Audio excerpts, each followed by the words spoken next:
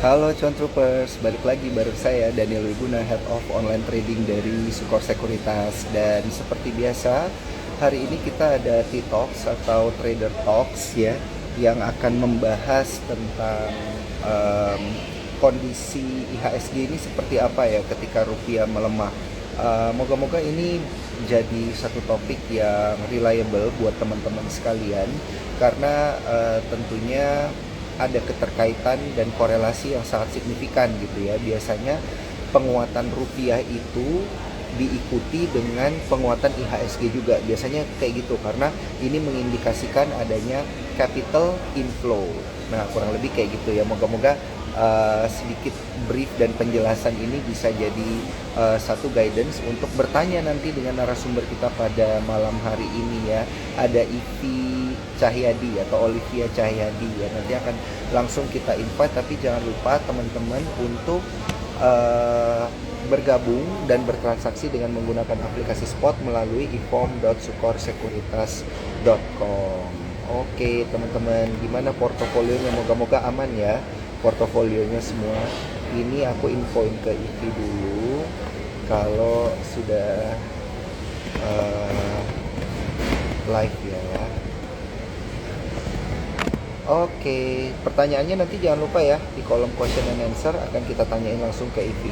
Dan juga kondisi IHSG hari ini kan um, lumayan seru ya. Kalau bisa kita bilang menguat 0,8% setelah berhari-hari 4 hari kalau nggak salah berturut-turut berada di zona merah. Udah di level 7.100-an gitu. Malah ada beberapa teman kita yang bilang mungkin aja bisa di area 6.900, 6.800 gitu ya. Jadi ya apapun yang terjadi, moga-moga teman-teman ini bisa punya strategi yang bagus ya untuk kemudian mempertahankan capitalnya gitu. Oke, coba kita ini Ivi udah ada. Ivi udah join, langsung ku invite ya. Siap. Komen-komen boleh nih ya, kasih komentar-komentar menarik terkait dengan pertumbuhan portofolio hari ini. Halo, malam Halo, Ivi. hai Koko. Sehat. Udah lama banget nih nggak ketemu sama Iya, Ivi. parah udah lama banget nggak ngobrol-ngobrol ya kok ya. Iya, bener, bener, bener. Suara Oke, aku aman bentar. nggak? Ini Sorry. suaranya aman, aman, aman. Kalau suaraku gimana, Vi? Kedengeran nggak nih? Oke, aman juga.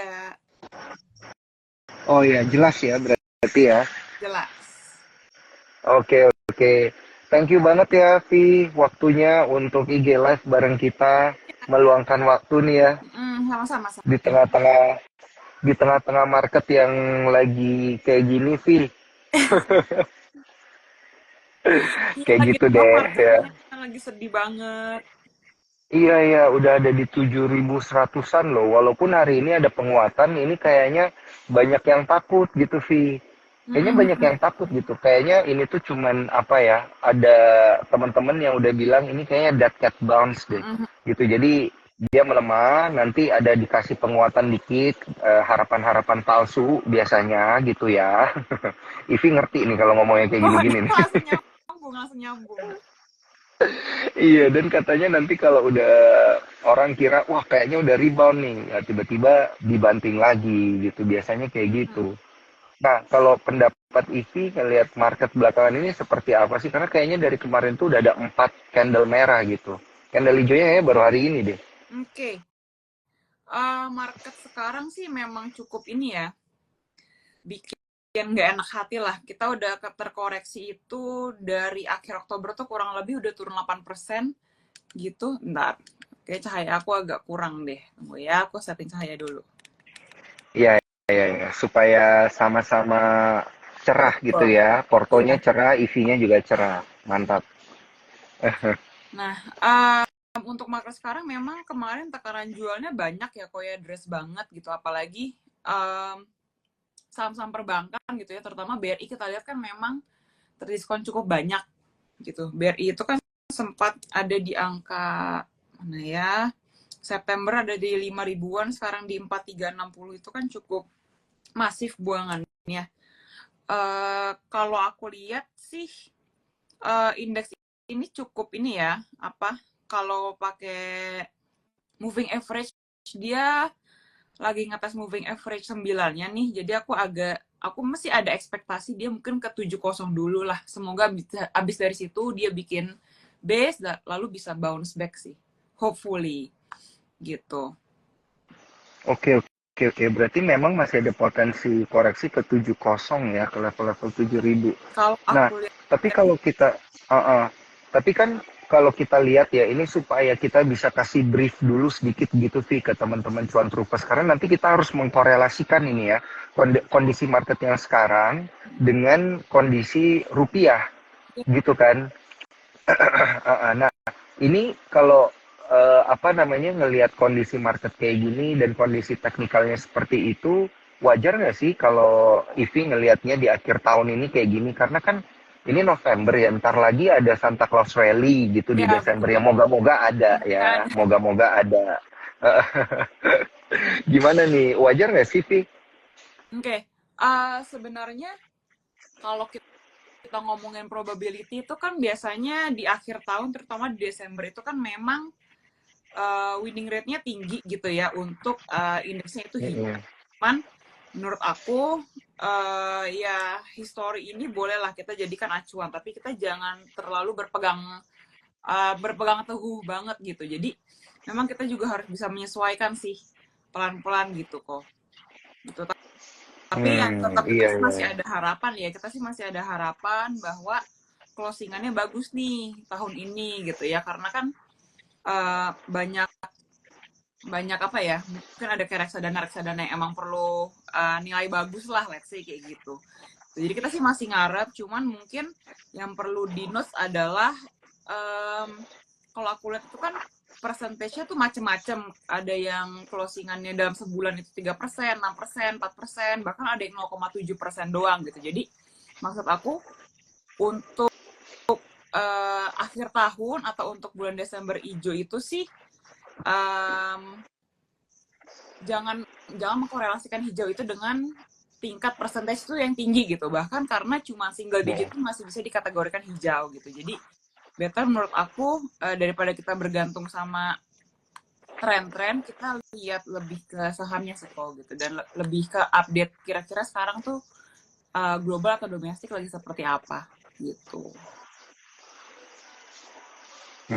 Oke, oke, oke. Nah, ini gue suka nih apa kalimat-kalimat pancingannya Ivi. Tergantung kondisi global dan juga tergantung kondisi global dan juga domestik. Jadi sebenarnya kalau Ivi ngelihatnya di akhir tahun ini yang lagi tidak baik-baik saja itu yang global apa yang domestik nih? Nah lo, Dua-duanya kok. nah lo. Waduh, aku harus pilih salah satu padahal dua-duanya lagi tidak terlalu Oh, baik. dua-duanya ya, ya, ya. Mohon maaf nih ya, nggak boleh rakus, harus pilih Boleh. satu, nggak boleh dua. Apa ya, aku untuk akhir tahun mungkin aku ngeliatnya lebih ke tahun depan juga akan jadi tantangan gitu ya. Aku lagi baca-baca banget tentang PPN 12% itu, agak mengkhawatirkan juga sih sebenarnya gitu ya untuk daya beli masyarakat kita sih kok. Gitu. Semoga ya ada inilah apa ya, pemerintah bisa kasih stimulus atau bantuan atau kebijakan lagi yang seenggaknya pro nih ke konsumsi masyarakat gitu. Karena setelah aku baca-baca beberapa tulisan, beberapa artikel, banyak pandangan yang berpendapat bahwa ini tuh cukup mengkhawatirkan lah gitu si PPN 12% itu gitu. Oke, PPN ya ini berarti ya Iya, yang jadi faktor pemberat ya. untuk Oh, tahun kalau depan sih sebenarnya, cuman kan kadang market itu kan berjalan duluan ya kok ya gitu. Jadi mungkin ada beberapa saham yang sudah price in dengan hal tersebut gitu. Jadi kalau dari domestiknya itu sama yang sekarang kan mungkin Koko juga ngerasa apa ya, konsumsi juga masih sebenarnya nggak terlalu kuat ya kok ya, menurut aku ya, belum yang semenggeliat dulu lah. Kalau dulu kan mungkin kita belanja tuh udah kayak masih ngitung tapi nggak terlalu seperhitungan sekarang gitu istilahnya. Sekarang kita kan bener-bener ngitung pendapatan pengeluaran gitu. Jadi ya kayaknya masyarakat terutama kelas menengah nih lagi agak-agak deg-degser lah gitu. iya, iya, iya. Tapi kalau dari globalnya gimana nih, Vi? Lebih berat ya kondisinya ya? Nah, kalau globalnya ini kan Mm-mm. kemarin recently itu kan si ini ya, US ya, tarif gitu kan. Nah, si Trump gitu. Nah, Trump ini kan memang identik dengan si perang dagang itu, US China, yang dimana dia kan mau kenaikan tarif untuk barang-barang China.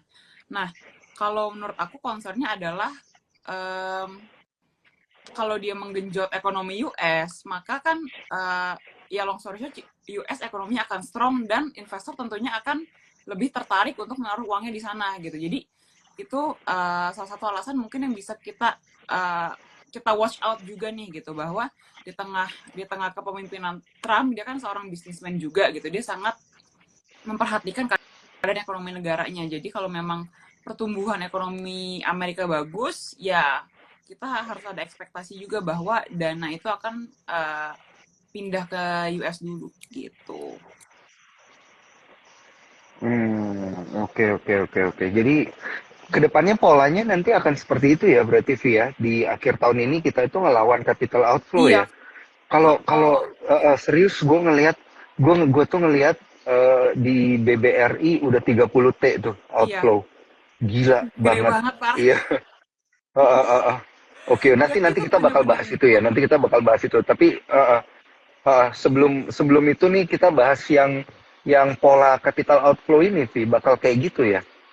Kalau aku lihat sih makin ada masih ada outflow gitu, apalagi seperti topik pembahasan kita malam ini tuh ya, si pelemahan rupiah Betul. ya, aku lihat juga cukup mengkhawatirkan. Ini aku lagi buka di Google itu USD IDR itu di 15.859 ya, 15.860 lah gitu, dimana ini cukup melonjak cukup tajam ya. Di awal November aja itu di 15.500, sekarang 15.800 gitu. Nah, capital outflow ini ya karena dana asing udah pada keluar gitu, dan juga besok itu ada BI rate gitu. Nah, ini juga jadi penentu sih kok menurut aku si BI rate ini, apakah dia menahan atau dia menurunkan gitu. Sebenarnya agak pusing juga nih menurutku si Bank Indonesia ini dengan kondisi sekarang. Oke, oke, oke, oke. Jadi apa namanya?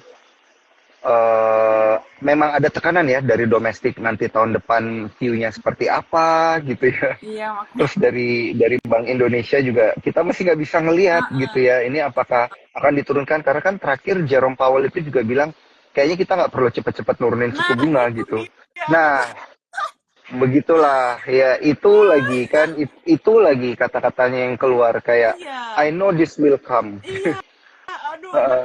aduh, kenapa Iya, sih? iya, iya, Ya iya. udahlah.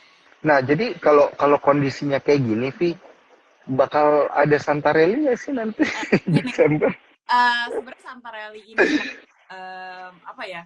Kalau aku berharap sih ada ya, aku berharap ada gitu. Cuman balik lagi kita kan juga harus lihat kondisi pasar sih, kok gitu ya.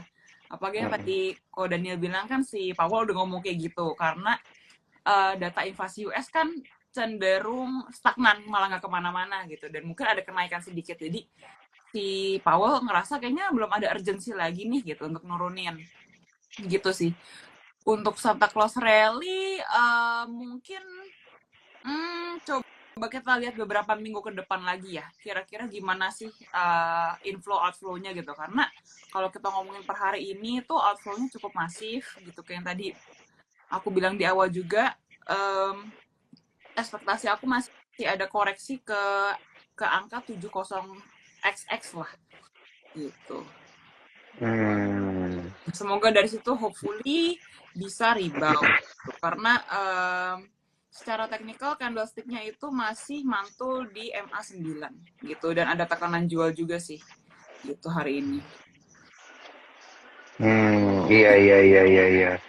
Masih ada tekanan jual. Ke depan juga ini masih ada tekanan jual ya. Kalau kalau kita lihat ya secara teknikal kan tadi Ivi juga bilang gitu ya. Mm-mm. Angka 70 gitu. Nah, yang banyak orang ini ya narasi-narasi yang udah muncul di luaran itu sih banyak yang bilang kayaknya sih 70 bakal jebol gitu. 69, 68 bisa kena nih katanya. Nah, Mm-mm. pendapat Ivi gimana nih? 69, 68 ya. Oke. Ini aku nggak bisa share screen sih di laptopku. Sebenarnya aku ada bikin satu kotak.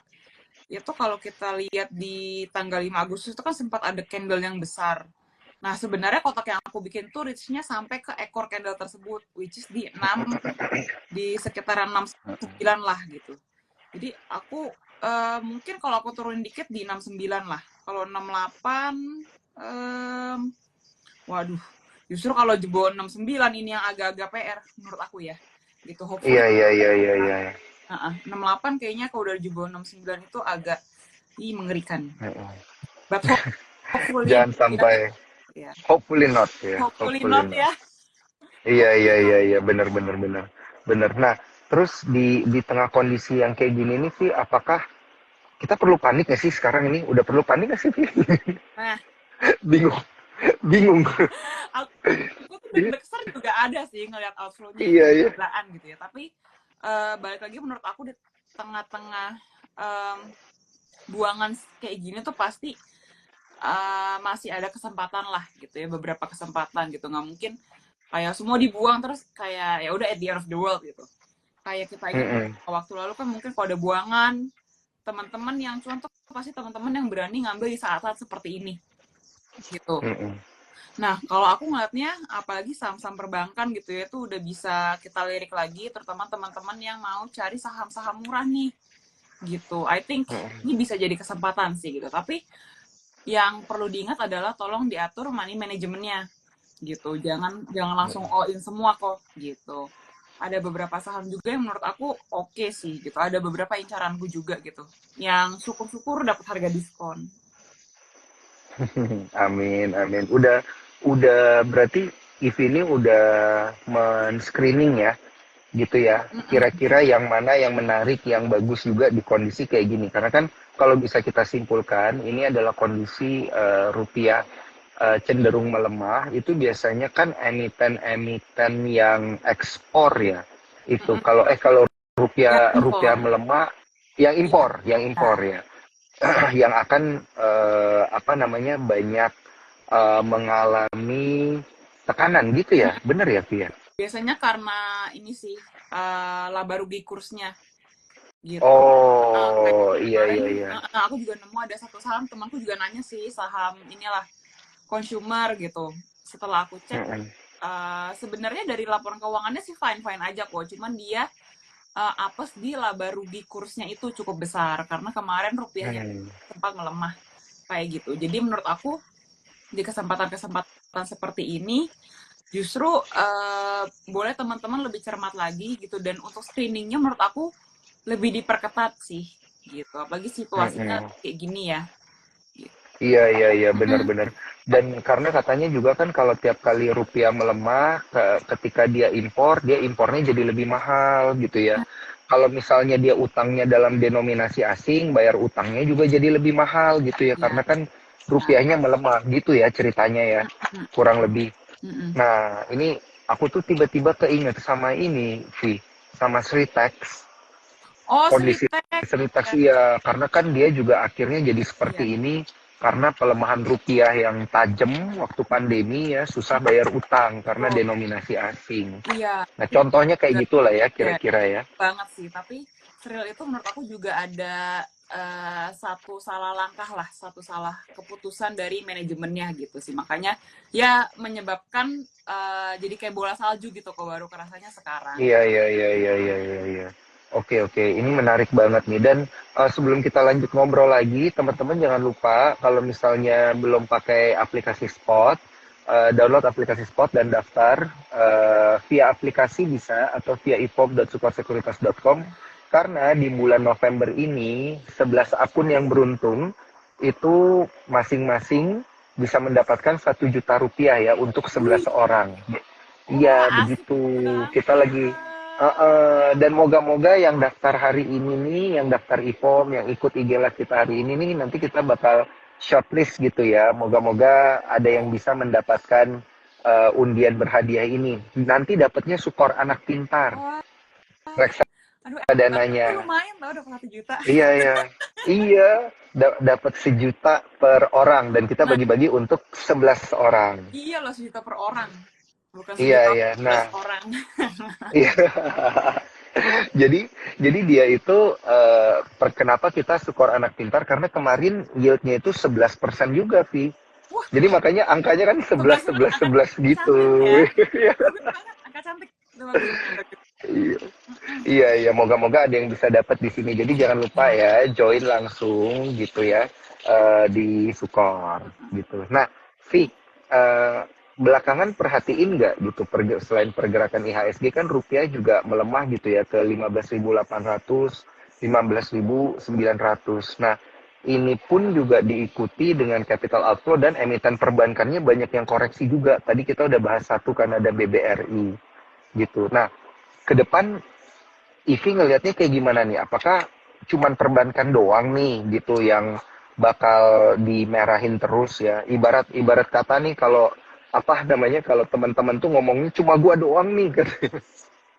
Yang Cuma lain gue gimana doang yang gitu? kena nih. Iya iya kayak sektor-sektor lain gimana Vi? Oke. eh Kalau untuk perbankan ya, kalau kenapa perbankan ini istilahnya yang dibuang duluan gitu menurut aku karena kan mungkin ya kita tahu teman-teman di sini tahu dan Kodana juga tahu bahwa em, bobot perbankan di indeks kita kan masih besar gitu. Jadi memang mungkin kalau untuk fund-fund luar untuk membuang saham kita itu pasti yang dibuang duluan ada perbankan gitu. Apalagi kalau Mm-mm, pembobotan tuh biasanya kan perbankan tuh biasanya masuk ke portofolio mereka lah gitu. Jadi mm-mm. itu yang dibuang pertama menurut aku. Nah, ini tapi tidak untuk kemungkinan eh masa sih cuma saham perbankan doang yang dibuang gitu kan.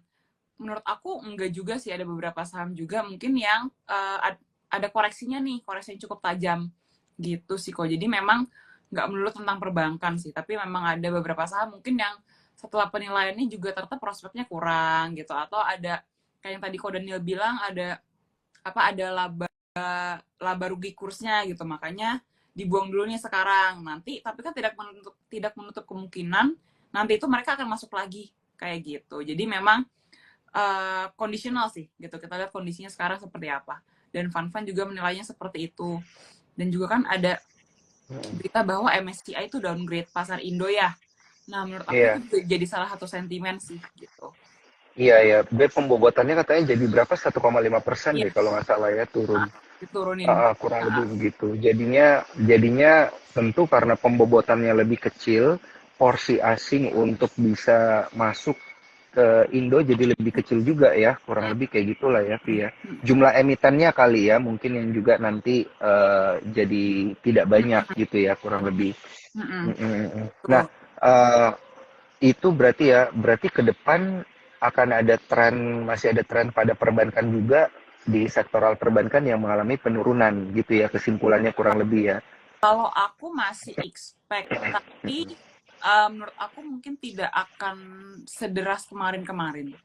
Menurut aku Mm-mm. gitu. Dan kalau aku lihat sebentar. Kalau let's say contoh BBRI, terus ada BMRI, ada BBNI, dan ada BCA juga ya. Oke, ini kan harganya maksud aku udah, kalau menurut aku ya, ini sudah ya dibilang cukup menarik lah gitu. Ini harga-harga udah terdiskon yang teman-teman menurut aku sudah boleh consider untuk masuk dan nambah lagi untuk perbankan gitu. Apalagi teman-teman mungkin yang kemarin ketinggalan rally-nya gitu sih kok untuk perbankan.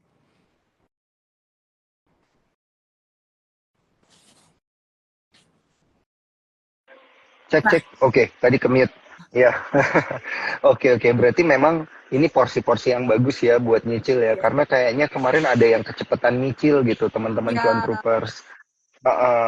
Justru mungkin momentumnya baru deket-deket ini ya, berdasarkan technical analisisnya EV juga tadi kan kalau 70 ini kan 70 udah deket iya, juga ya dan kemungkinan besar ya kita nggak tahu nih apakah beneran bakal ke sana dulu atau enggak kita nggak tahu gitu ya karena kita nggak tahu ya udahlah kita cicil-cicil dulu aja dikit-dikit gitu ya. betul, betul. Mm-mm. Oh, Nah, dari banking blue chip banking yang paling bagus yang mana nih yang untuk kita perhatiin sampai nanti ada Santarelli? oke, kalau aku em,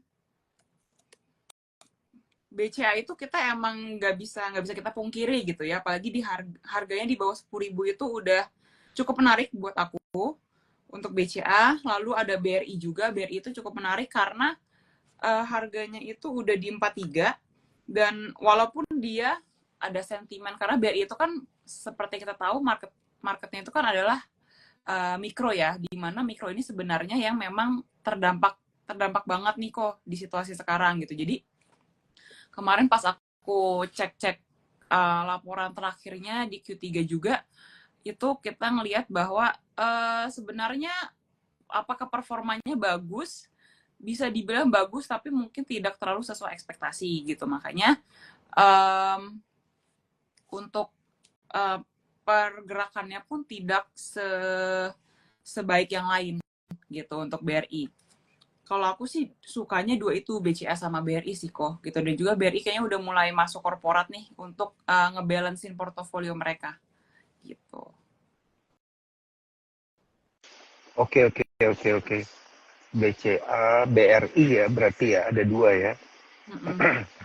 Kalau bank-bank yang PBV-nya itu masih di bawah satu dan deket-deket satu gimana tuh? Kan ada beberapa ya yang PBV-nya itu nilainya segitu, dan ini bisa dideteksi pakai scannernya aplikasi Spot Nah, gitu. Scannernya itu scanner PBV, nanti dipilih aja PBV 1 yang lebih kecil dari satu, itu bakal kelihatan tuh ada banyak tuh emiten perbankan di sana iya betul. Jadi gitu. untuk screener itu juga membantu sih kok. Jadi kan emang emiten perbankan nih banyak gitu. Jadi kan mungkin kalau teman-teman cekin satu-satu kan emang agak makan waktu sih sebenarnya kayak gitu.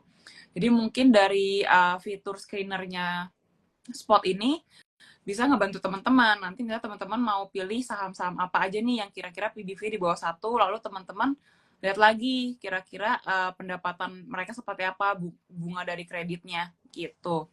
Menarik sih kok kalau udah di bawah satu gitu, udah cukup murah lah. Dan juga ya I think untuk perbankan ya, perbankan itu salah satu sektor defensif yang menurut aku my go to sector lah kalau lagi situasinya lagi kurang mengenakan seperti ini gitu. Iya, iya, iya, iya, benar-benar. Kalau bisa dapet ya, dan kalau memang benar gitu. Karena kemarin eh, soalnya aku tuh ada ngelihat ada bank yang PBV-nya di bawah satu itu arah Wah, pergerakan di saat iya di saat marketnya ya lagi apa sih kan. deg-degan dia bisa arah gitu karena mungkin nggak banyak yang perhatiin. Mm-mm. Ngomong-ngomong Vi, kalau bank digital itu di kondisi kayak gini gimana nih? Karena kan suku bunga mulai turun gitu ya. Mm-mm. Bank-bank digital gimana sih? Soalnya kok kayaknya bank-bank digital itu tidak begitu bergairah gitu. Oke, ngomongin bank digital ya. eh Kalau aku ngelihatnya sih balik lagi ke ini ya kok, ke ekosistem penggunaannya sama ya laporan keuangannya gitu sama usernya gitu. Dulu kan bank-bank digital itu kan memang hits nih karena istilah mereka kan produk baru gitu ya. Makanya uh, banyak trader atau banyak investor market yang kayak menarik nih kalau kita masuk ke bank digital gitu. Tapi kalau untuk sekarang aku lihat bank-bank besar pun udah mulai bermunculan nih versi-versi digitalnya gitu ya. Kayak kalau ini aku sebut merek nggak apa-apa ya kok ya. Misalnya kalau kayak BCA kan ada Blue, lalu BNI kan ada Wonder gitu ya. Lalu kalau BRI ada Brimo, Mandiri ada Livin gitu. Nah, jadi menurut aku ya bisa dibilang market-market si bank digital yang dulu hits yang kecil-kecil ini udah mulai kemakan sama yang besar-besar nih gitu. Jadi sebenarnya kalau aku lihat bank-bank digital yang kecil-kecil itu cuma jadi alternatif untuk nyimpen uang dengan bunga yang lebih besar daripada di bank nih gitu. Jadi misalnya mungkin ada teman-teman yang mau ada uang nganggur simpen di mana ya daripada di bank, kayaknya simpen di bank digital aja deh gitu, karena kasih returnnya lumayan kan dia kok setahun tuh bisa mirip-mirip lah gitu, lebih tinggi daripada yang di bank umum gitu. Jadi menurut aku bank digital sih lebih ke situnya ya. Cuman untuk pertumbuhan ke depannya balik lagi ke ekosistemnya sih kok gitu. Balik lagi ke jumlah user yang gunain si bank digital ini gitu. Karena balik lagi kalau kalau kita sebagai investor, sebagai yang punya bisnis kan mau lihat bisnisnya grow ya. gitu. Jadi emang harus lihat di numbernya sih gitu. Kalau bank digitalnya sekiranya mungkin ya in the future kita nggak tahu dia collab sama siapa atau ada yang tiba-tiba masuk, kita kan nggak tahu ke depannya gimana gitu. Jadi kalau ada potensi growth, kalau sekiranya bank digitalnya itu kondisi keuangannya itu cukup sehat gitu, tidak menutup kemungkinan ke depannya mungkin ya siapa tahu ada corporate action gitu, we never know sih kok gitu. Tapi for now ya kita lihat ekosistem usernya. Oke, ekosistem user iya ya. Tapi kan ini tuh aku setuju sih dengan yang Ivi bilang. Ini tuh tidak lepas dari kondisi laporan keuangannya juga ya. Gitu ya. Oke, oke, oke. Oke. Nah, dari emiten perbankan sekarang kita lompat langsung aja nih Boleh? ke emiten teknologi. Karena kan katanya kalau kalau suku bunganya rendah, ya biasa emiten teknologi lebih bergairah gitu. Karena kemampuan bayar utangnya bisa jadi lebih baik. Katanya sih seperti itu gitu ya. Karena kan cost of fund-nya emiten teknologi itu mirip kayak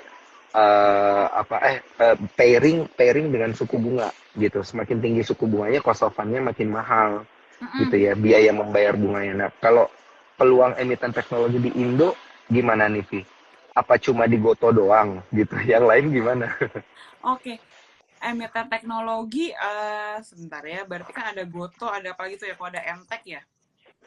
Iya, Ada Goto, ada Mtek. Mtek, ada Bukalapak. Oh iya, ada Bukalapak. Uh-uh. Oke.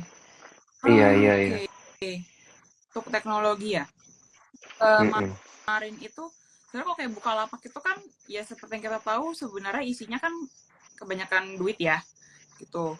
Nah kalau Goto ini sebenarnya tunggu, Goto mana Goto, cek dulu. hmm, Oke, Goto Q3-nya sih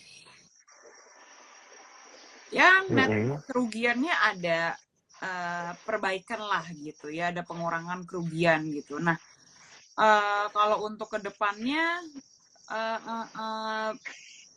balik lagi ini menurut aku ya ada hubungannya juga teknologi-teknologi ini dengan kemampuan daya beli masyarakat juga sih kok menurut aku gitu. Karena seperti yang kita tahu pengguna si aplikasi-aplikasi ini kan banyaknya masyarakat menengah gitu. Nah, balik lagi nih kok, karena kalau kalau kondisi masyarakat kelas menengahnya tidak terlalu baik, maka mereka pasti akan reconsider gitu ya, reconsider untuk ngebudgetin uangnya di pos-pos tertentu gitu. Let's say mungkin kita kalau ngomongin kayak ojek online gitu ya, atau misalnya beli makanan online gitu ya, mereka kan pasti akan recalculating tuh dengan kondisi seperti ini gitu. Jadi menurut aku salah satu faktor yang mendukung si emiten-emiten teknologi ini juga adalah pendapatan masyarakat kelas menengah, terutama seperti itu gitu sih kok kalau aku teknologi ya. Nah kalau ngomongin suku bunga itu memang dulu waktu awal-awal lagi banjir likuiditas itu kan emiten teknologi langsung bermunculan di mana-mana ya kok ya gitu. Nah tapi makin kesini kan memang makin tersaring lagi dengan seberapa sering digunakan oleh masyarakat gitu. Jadi memang cukup agak tricky dan hati-hati sih untuk emiten teknologi gitu. Dengan jika terjadi penurunan suku bunga itu, karena narasinya emiten teknologi dulu terkoreksi itu kan karena suku bunga naik gitu. Sekarang kan di reverse kan, kok kalau suku bunga turun harusnya emiten teknologi bagus dong gitu. Bagus, ya betul. Nah, I think menurut aku itu adalah narasi pada saat narasi yang masih prematur gitu. Narasi prematur pada saat itu. Kalau saat sekarang kita sudah mulai adjust nih, gitu, udah mulai adjust. Kita udah bukan ngelihat lagi sebuah sentimen, tapi kita ngelihat lebih ke performanya. Bener-bener kita baca, we read the book of the story sih, gitu. Gitu sih. Gitu. Jadi menurut aku sih kayak gitu ya kok. Apakah penurunan suku bunga ini akan menguntungkan emiten teknologi, tergantung. Iya. Oke, mantap. Berarti yang penting kita udah ada guidance-nya nih. Tapi kalau dari emiten teknologi sendiri, Ivy ada jagoannya nggak di emiten teknologi? Emiten teknologi ya? Ah, Coba kita lihat dulu. pilihan yang sulit. Pilihan yang sulit emiten teknologi ini. Iya. Oke. Emiten teknologi. Sebenarnya kalau aku tidak terlalu melirik emiten teknologi karena menurut aku masih ada yang lain yang lebih menarik gitu dengan ekspektasi penurunan suku bunga ini gitu. Menurut aku sih seperti Oke. itu. Tuh kan, bener kan? Gue suka nih kalau Ivy ngomong tuh ada pancingan-pancingannya. Jadi, Langsung ada clue-nya ya. jadi, jadi yang mana ini yang menarik ini? Ada yang lebih menarik dari emiten teknologi ya, Iya. dan kayaknya lebih menarik dari perbankan juga nih kayaknya. Jujur ya, menurut aku gitu. Yes, Ada oke. yang medium cap lah gitu. Kalau aku justru malah tertarik ke properti gitu. Properti. Oh, Ya. properti ya.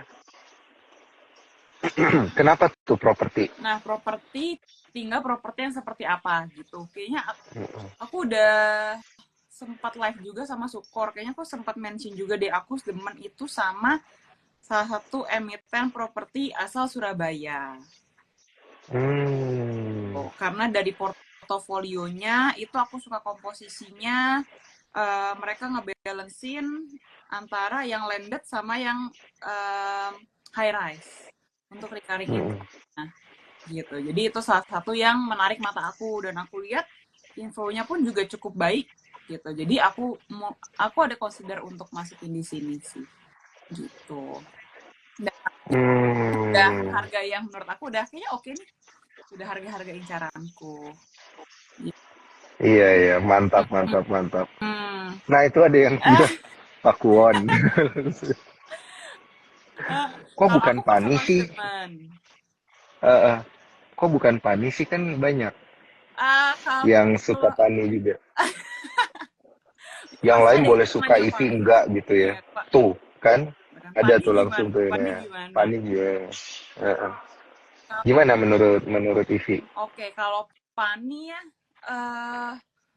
Pani sendiri sebenarnya menurut aku sebenarnya nggak terlalu ngikutin Pani gitu ya, karena menurut aku story behind-nya sih, the story behind itu yang bikin aku kayaknya mendingan better yang lain aja deh gitu, karena Pani itu kan lebih lebih volatil juga gitu, dan aku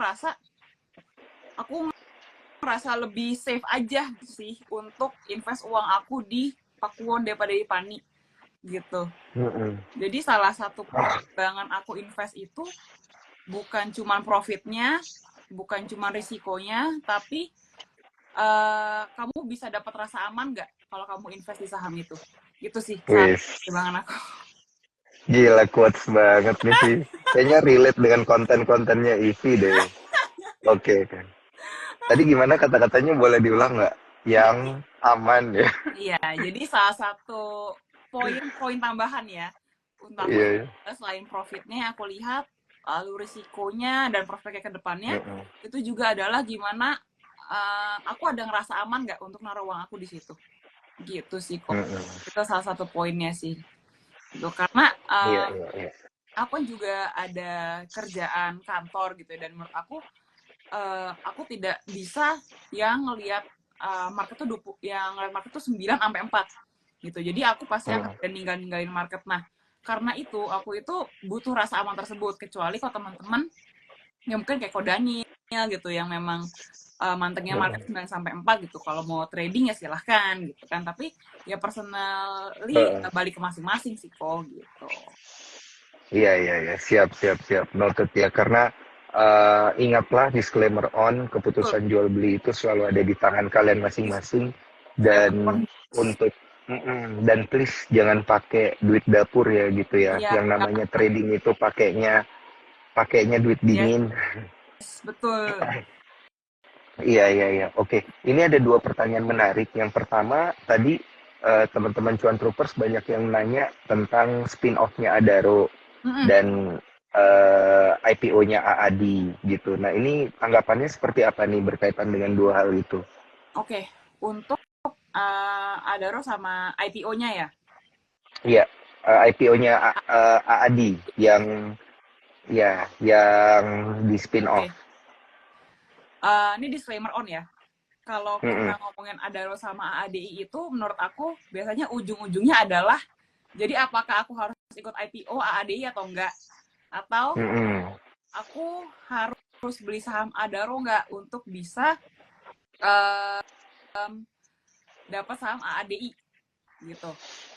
mm-mm, Kalau aku ya, eh, kalau aku sih, kalau disuruh milih antara dua itu, aku prefer ikut si AADI di IPO aja gitu. Kita hmm. terlepas dari istilahnya kalau nanti aku ikut, aku mau dapat Jadi berapa? nggak perlu nge-hold gitu Iya, ya?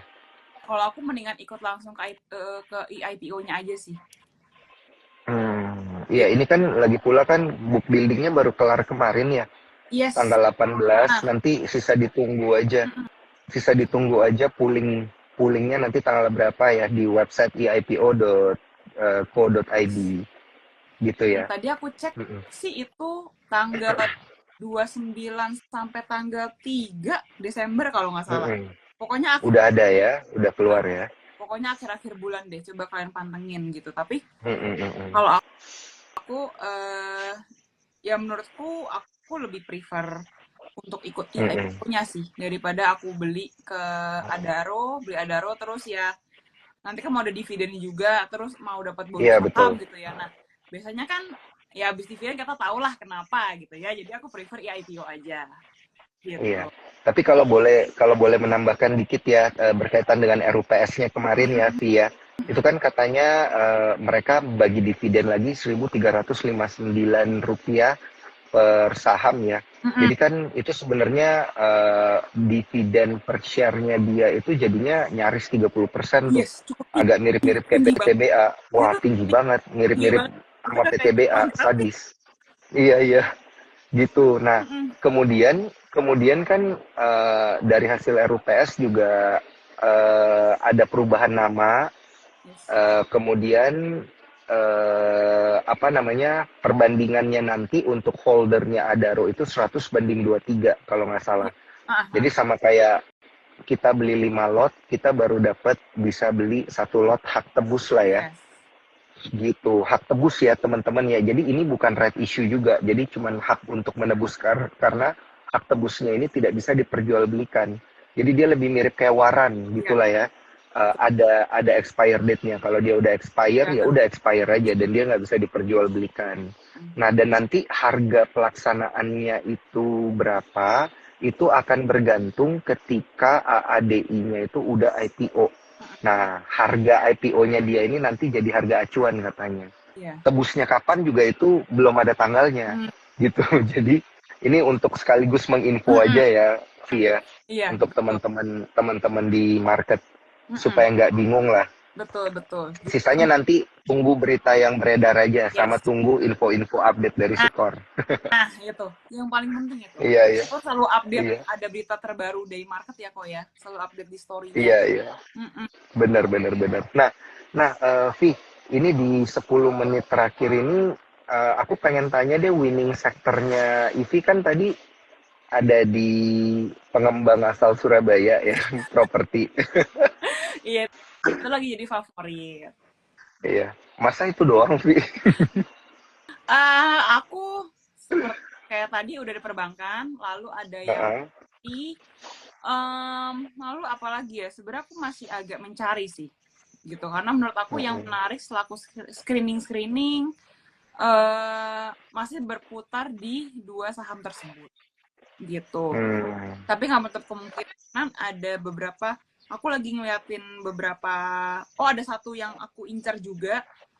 Cuman aku lagi mengkalkulasi ulang apakah aku harus beli sekarang atau enggak. Itu sektor transportasi.